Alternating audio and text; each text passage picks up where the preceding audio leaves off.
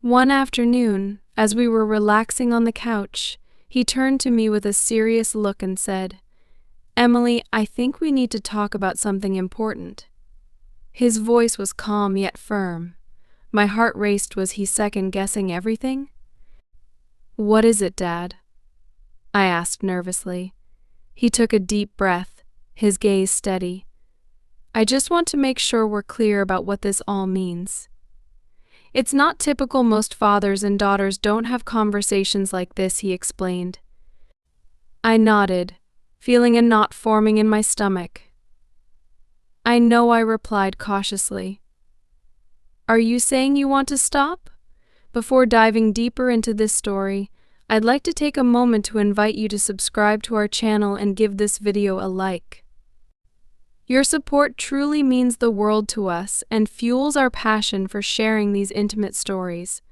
If our content resonates with you, please leave a comment. Every interaction helps us build a stronger community, and for that I'm incredibly grateful. Stay until the end to fully experience the characters' emotions and the unexpected twist. Summer break had settled upon our home, bringing with it an unsettling stillness. My father, David, had just returned from a short trip to visit his brother, only to leave again almost immediately to meet an old friend. Meanwhile, my mother was away on an extended business trip. This left me, an 18-year-old college student, to enjoy the rare solitude of our spacious house. Having the house to myself for the first time in what seemed like forever, I had a specific plan for my newfound freedom. As soon as my father's car disappeared around the corner, I eagerly locked the door and slipped into my favorite pajamas, shedding my restrictive clothes. The day stretched before me like an open invitation. I decided to indulge in some much-needed relaxation. Armed with my laptop and a refreshing soda, I settled onto the living room couch, prepared to lose myself in the endless stream of online entertainment. My headphones, a trusty barrier to the outside world, allowed me to fully immerse myself in my distractions, including a few websites of a more mature nature. Time evaporated as I clicked through videos, exploring the corners of the internet. Completely engrossed, I lost track of time and my surroundings. I assumed my father would be out with his friend for hours. Then, a wave of panic hit me. Through the muffled soundscape of my headphones, I heard my father's voice, sharp with disbelief. "Emily, what in heaven's name do you think you're doing?" he exclaimed. My blood ran cold. I hadn't even heard him come in. Frozen in the doorway, his face was a mix of shock and something I couldn't quite decipher. Without another word, he turned and left, the sound of the door clicking shut echoing in the silence. I sat there, paralyzed by mortification. Shame washed over me in waves, leaving me breathless and unsure how to react. Finally, with trembling resolve, I forced myself to find him. He was in the living room, his face pale and drawn, his eyes filled with discomfort and something like pain. "Dad, I'm so incredibly sorry," I stammered, my voice barely a whisper. I didn't hear you come in. It won't happen again, I promise." He was silent for a moment, then sighed heavily. "Just be more careful, Emily," he finally said, avoiding my gaze as he walked into the kitchen. The rest of the evening was excruciatingly awkward. We barely spoke, retreating to separate corners of the house. The silence was broken only by the sound of dishes clinking and the ticking of the clock. After a strained dinner, I excused myself early, desperate to escape the tension and find refuge in my room.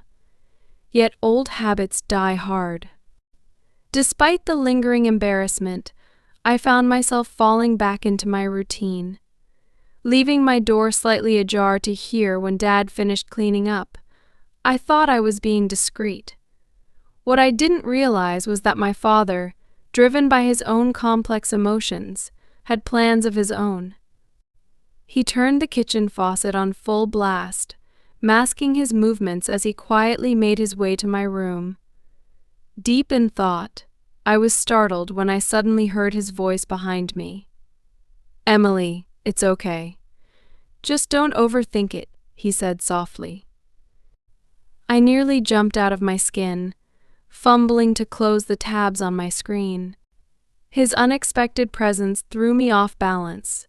He stepped further into the room, his gaze briefly flickering to the screen before meeting mine. "I wanted to apologize for earlier," he began hesitantly. "I shouldn't have yelled. I overreacted." I blinked, unsure how to respond. "Dad, I'm so sorry about all of this," I stammered. He raised a hand to stop me. "No, listen.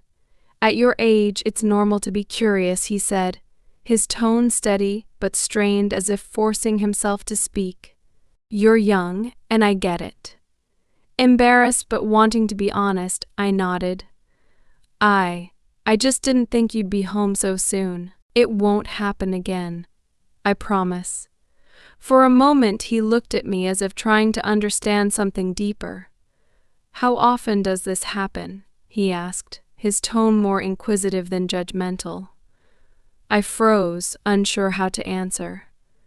After a pause, I muttered, "A lot, I guess." "Every day." He sighed, running a hand through his hair.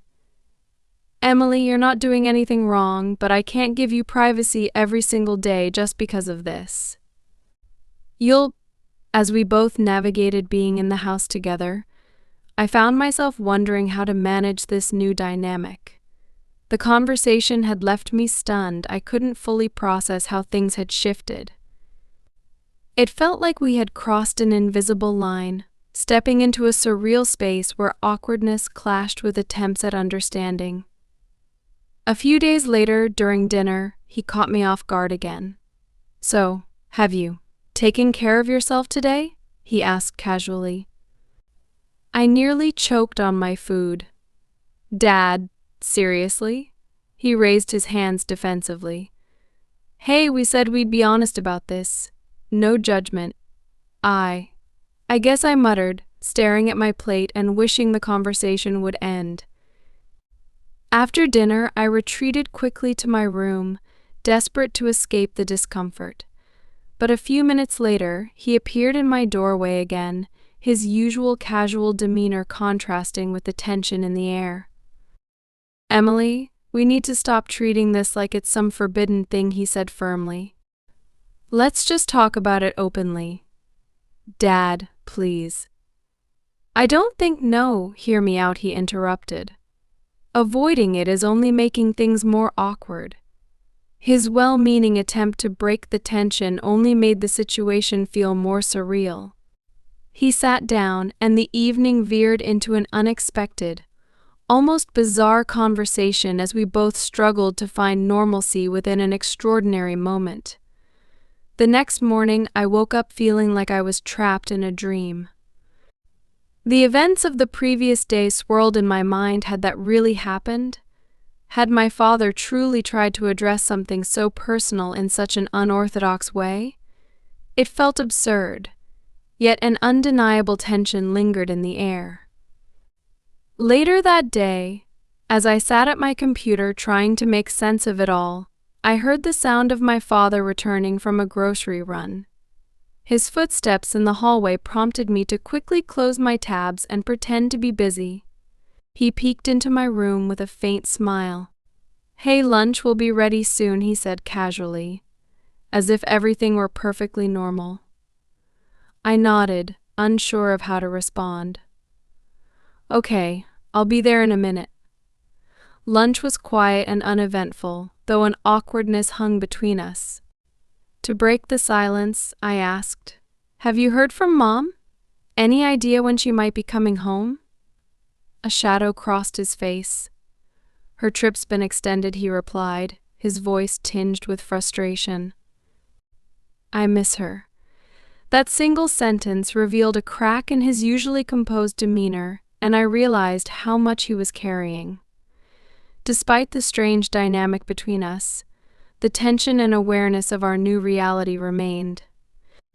The afternoon passed uneventfully, and we managed to talk a little more than usual, even sharing a few light-hearted jokes. By evening, we sat together to watch a couple of episodes of Game of Thrones, a small attempt to reclaim some normalcy in our routine. Later that night, with the house silent, I wandered into the living room. The TV beckoned, and I decided to unwind with a movie. As I flipped through the options, I settled on something familiar and comforting. The screen flickered to life, and I felt an odd mix of freedom and awareness of the day's earlier events. The living room, once a space of shared family moments, now felt like a stage for something more complex. It was nearly midnight when I turned off the TV and headed to bed, my thoughts still tangled. The boundaries of our relationship had been tested and stretched in ways I didn't fully understand. As much as I wanted to push it all to the back of my mind, I knew this was just the beginning of an unspoken shift between us. I had just settled on the couch, scrolling through movie selections, when my dad emerged from his room. It felt uncanny, almost as if he had a sixth sense about these things. "Oh, decided to watch out here tonight?" he asked, sitting down beside me without waiting for an invitation. I shrugged. "Yeah, I wanted a change of scenery. Next time, call me." "I like watching stuff with you," he said, his tone surprisingly casual. "What, always?" I asked, raising an eyebrow. He chuckled. "Well, when I'm home, yeah, it's more fun together." I wasn't sure how to respond, so I focused on the TV. After a moment of silence, he glanced at the screen. "Do you like her? That actress?" I hesitated before nodding. "Yeah, she's great. She was in that movie we watched yesterday. Can you believe she's 47? "She looks amazing," he said with a grin. 10 years younger than me, he added, laughing. "But yeah, she does look great." "Must work out a lot," I said, trying to keep the conversation light. He laughed again. "Is that a hint? Should I hit the gym too?" I couldn't help but grin. "Maybe just a little," I teased, relieved to joke about something so trivial after everything. Over the past few days, things had changed so quickly. Suddenly, Dad stood up. "Where are you going?" I called after him. "Hang on," he replied, disappearing down the hallway. "I've got something for you." Totally forgot about it. A moment later, he returned, hands behind his back and a playful expression on his face. "Guess which hand?" he teased. "Right," I said, playing along. He smiled, pleased with my response, and handed me a small package wrapped in a plain black bag. I raised an eyebrow, my curiosity piqued, as I began to open it. "What's this?" I asked. "I thought you might find it useful," he explained with a sheepish grin. "I don't know, never used them myself," he added with a chuckle. Inside the sleek black bag was a pair of high-quality headphones. I looked up, surprised, catching the satisfied grin on his face. "Do you like them, Emily?" "Wow, yeah, Dad, these are amazing." "Thank you," I said, genuinely touched by the thoughtful gesture. "Go ahead, try them on," he encouraged. I slipped them over my ears, testing the sound quality. They were fantastic, crystal clear and immersive. As I adjusted the fit, I felt a mixture of emotions. Part of me had expected something else, maybe more extravagant, but the gift's thoughtfulness spoke volumes. It was practical yet personal, a nod to our shared moments without crossing any boundaries. Dad stretched, standing up. "Well, that's enough for tonight. Time to get some rest. I'll take care of tidying up here." "Good night, Dad," I said, heading to my room. "Good night, Emily," he called after me. Later that night, lying in bed, I stared at the ceiling, my mind racing. It was hard to believe how much had shifted in our relationship over the past few days.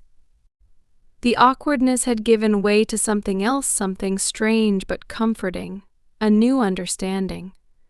I wondered what the coming days would bring.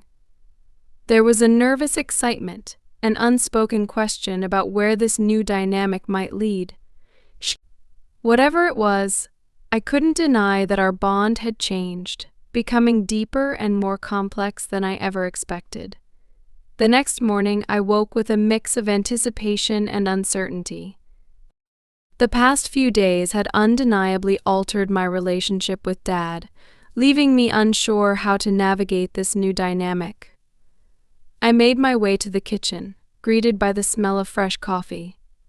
Dad was already there, flipping pancakes on the stove. He turned with a warm smile, acting as though everything was perfectly normal. "Good morning, Emily. Sleep well?" "Yeah, thanks," I mumbled, still feeling a hint of awkwardness between us. I gestured toward the headphones sitting on the counter.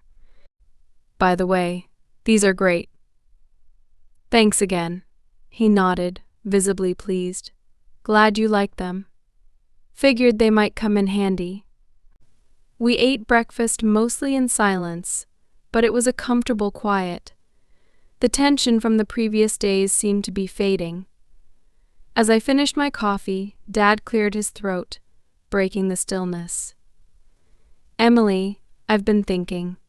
Maybe we should set a few ground rules about how we handle things moving forward." My face warmed, but I nodded. "Okay, that's fair." He leaned back in his chair, his tone thoughtful but firm. "First, let's keep this between us. Your mom doesn't need to know about any of this." "Agreed?" "Agreed," I replied, relieved he felt the same way. "Second," he continued, "if you're going to use the living room to unwind, just give me a heads up. I'd rather not walk in and surprise you again." "That's fair," I said, grateful for his practical approach to such an awkward situation. He hesitated for a moment, his voice softening. "And lastly, if you ever want to talk about anything at all, I'm here, okay? You don't have to feel awkward or embarrassed." I looked at him, surprised by the sincerity in his tone. "Thanks, Dad. I appreciate that." The air between us felt lighter, as though a weight had been lifted. While I didn't fully understand the shift in our relationship, it was clear we were both trying to move forward. "I'm here for you. No judgment, okay?" Dad's voice carried a reassuring warmth. I nodded, feeling a wave of gratitude. Despite the lingering awkwardness, his effort to be supportive and understanding didn't go unnoticed. Over the next few days, we settled into a new rhythm. I continued my usual activities, but with a newfound sense of comfort. Knowing I didn't have to hide or feel ashamed was liberating. True to his word, Dad gave me the space I needed, never making me feel embarrassed about my choices. One evening, about a week later, I found myself in the living room, watching a nature documentary on the big screen. It was one of my favorite ways to unwind, a mix of stunning visuals and engaging narration. I had let Dad know in advance that I'd be using the TV, so I wasn't expecting any interruptions. To my surprise, he joined me on the couch, a glass of wine in hand. "Mind if I watch with you?" he asked casually, nodding toward the screen. "Sure, if you want," I replied, trying to seem nonchalant despite feeling a little self-conscious about sharing my private downtime. We sat in a companionable silence for a while, the soothing voice of the narrator filling the room as breathtaking shots of the Serengeti unfolded on the screen. From the corner of my eye, I noticed Dad's reactions, an occasional nod of interest, a quiet chuckle at a clever bit of narration, and the slow, rhythmic sipping of his wine. "That's incredible," he commented, motioning toward a lioness prowling across the savannah. "Look at her, so strong and graceful." I smiled, sensing his genuine interest. Yeah, she's amazing. It's incredible how they work together when hunting. He nodded thoughtfully. What do you think draws you to this, the beauty, the danger? I paused, caught off guard by the question. I guess it's a little of both, I admitted. There's something captivating about how raw and real it all feels. No filters, no pretenses, just life happening in its purest form. That's a good way to put it, he said, taking another sip of his wine. It's a good reminder, too. Sometimes we get so wrapped up in our own heads that we forget to just experience things as they are. The conversation felt natural, a stark contrast to the tension of the past week. For the first time in days, I felt like we were connecting on a deeper level, sharing thoughts and perspectives without judgment or discomfort. As the documentary continued, I found myself relaxing more, grateful for this unexpected moment of bonding. Whatever challenges the past week had brought, it felt like we were finally starting to find our way forward together. At one point, Dad glanced at me and asked, "So what do you think about her?" His tone was casual, but the question caught me off guard. Well, I guess I like her confidence and her style, I said carefully. Dad chuckled, sipping his wine. I can see that. You know, I used to have a lot of confidence in my style too back when I was younger. I glanced at him, surprised by his candidness. You still look great, Dad, I said, feeling a bit awkward complimenting him in this context. He smiled, clearly pleased. Thanks, Emily. That's sweet of you to say. As the video played on, I found myself increasingly distracted not by the content on the screen, but by the strange sense of openness we were sharing. The new dynamic between us was both unsettling and oddly freeing, though I wasn't entirely sure how to navigate it. Sensing my unease, Dad leaned back and said, Hey, remember, no pressure. If there's ever anything you want to talk about, I'm here. His tone was reassuring, but the moment felt surreal. Thanks, Dad, I muttered, glancing at him. He nodded. Look, everyone has their own way of finding confidence and relaxing. The important thing is not to let it make you feel ashamed or self-conscious. I shifted uncomfortably on the couch, trying to process his words. This whole experience, this new understanding between us, was unlike anything I'd expected. At the same time, it wasn't as uncomfortable as I'd feared. As we sat there, Dad offered a few pieces of advice, not in a patronizing way, but in a genuine effort to be helpful. His voice was calm, his manner encouraging. You don't have to rush anything in life, he said. Sometimes slowing down and understanding what makes you happy can be the best thing you do for yourself.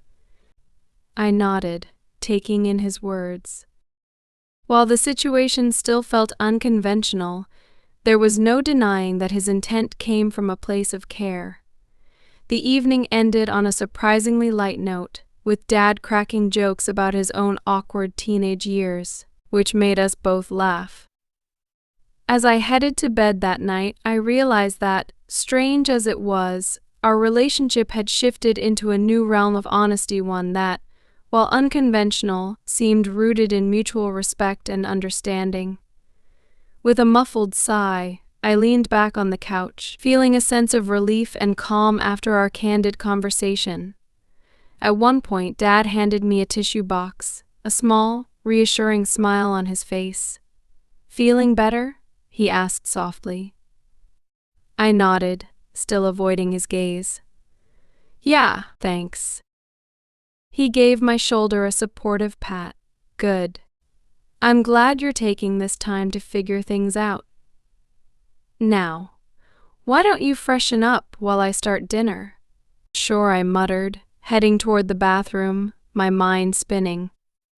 The openness we'd shared lingered, leaving me both unsettled and comforted. The days we spent together felt both liberating and deeply confusing. How had our relationship shifted so dramatically in just a few weeks? And where could we go from here? Over the following weeks, our unconventional dynamic continued to evolve. Dad became more involved in my daily life, offering advice and even sitting down with me to discuss things I had previously kept private. His supportive presence, though unusual, gave me a surprising sense of comfort. One afternoon, as we relaxed on the couch, he turned to me with a serious expression. "Emily, I think we need to talk about something important," he said, his voice calm yet firm. My heart raced. Was he second-guessing everything? "What is it, Dad?" I asked hesitantly. He took a deep breath, his gaze steady. "I just want to make sure we're clear about what this all means. It's not typical. Most fathers and daughters don't have conversations or interactions like this." I nodded, a knot forming in my stomach. "I know. Are you saying you want to stop?" To my surprise, he shook his head. "No, that's not it. I just want to make sure you understand that while this might feel unusual, it doesn't change who we are to each other. I'm still your father, and I love you as my daughter. This is just my way of supporting you through a confusing time in your life." His words, though reassuring, left me feeling conflicted. "I understand, Dad. I love you too, and I really appreciate your support. But why are you okay with this? Most parents wouldn't be." He paused, considering his response. "I suppose it's because I trust you, Emily," he said finally. "I know you're navigating things in your own way, and I want to be someone you can rely on, someone who doesn't judge or make things harder for you." His answer left me feeling a strange mix of gratitude and clarity. Whatever challenges this new chapter brought, one thing was certain: I wasn't facing them alone. "I remember how confusing and overwhelming these feelings can be at your age," Dad continued, his voice steady and reflective. "When I was your age, I didn't have anyone to guide me, and I made plenty of poor choices because of it. I want something better for you, Emily. I want you to feel comfortable with who you are and to understand yourself without feeling shame or secrecy." His honesty struck a chord. I looked at him, a surge of gratitude washing over me. "Thanks, Dad. That means a lot to me." He smiled warmly and pulled me into a brief, supportive hug. "You're welcome, sweetheart. Now, how about we watch something a little lighter tonight? I heard there's a new nature documentary on Netflix." Relieved by the shift in tone, I nodded eagerly. "That sounds perfect." As we settled on the couch and started the documentary, I couldn't help but feel a deep appreciation for my father. Despite the unconventional nature of our recent conversations, his motivations were clear. They came from a place of care and a genuine desire to support me in ways he hadn't experienced himself. The weeks flew by, and soon it was time for Mom to return from her business trip. Dad and I both understood that the unique openness we had shared would likely need to change once she was back. The night before her return, Dad knocked on my bedroom door. "Emily, can we talk for a minute?" he asked. I nodded, setting aside the book one had been reading. "Sure, Dad. What's up?" He sat on the edge of my bed, his expression serious yet kind. "Your mom comes home tomorrow, and things will probably go back to normal. I just wanted to check in with you and see how you're feeling about everything." I paused, considering his question. The past few weeks had been transformative, challenging, yes, but also strangely liberating. "I'm okay, Dad," I said softly. "I mean, I'll miss how open we've been with each other, but I understand that things need to shift with Mom coming back." He nodded, a look of relief crossing his face. "I'm glad you understand, Emily. I want you to know how proud I am of you. Over the past few weeks, I've seen you grow and mature so much. I hope that our talks and everything we've shared have helped you in some way." "They have, Dad," I assured him. "More than you probably realize. Thank you for being there for me." His expression softened as he leaned in and kissed my forehead, something he hadn't done in years. "You're welcome, sweetheart. And remember, even though this part of our relationship might change, I'm always here for you. No matter what." As he stood to leave, I called out, "Dad?" He turned back. "Yeah, Emily. I love you," I said, my voice steady. A warm smile spread across his face. "I love you too, honey. Always." The next day, Mom returned, and the dynamics of our household shifted back to what they had been before. Yet something between Dad and me had undeniably changed. We now shared an unspoken bond, a connection built on trust, openness, and understanding that went beyond a typical father-daughter relationship. In the years that followed, I often reflected on that summer. While some might view it as unconventional, for me, it was a time of immense growth and self-discovery. Dad's unorthodox approach had given me confidence and self-awareness that many of my peers seemed to lack. As I navigated relationships, independence, and my own identity in college and beyond, I carried with me the lessons he had taught me. His openness, patience, and unconditional support shaped me in ways I was only beginning to fully appreciate. Though we never spoke directly about that summer again, it remained a quiet chapter in our shared history, a moment that brought us closer while teaching invaluable lessons about love, trust, and self-acceptance. Looking back, I realized that what might have seemed unusual to others had been, for us, a profound expression of a father's love and a daughter's trust. It was a summer that changed everything and yet, in its own way, changed nothing at all.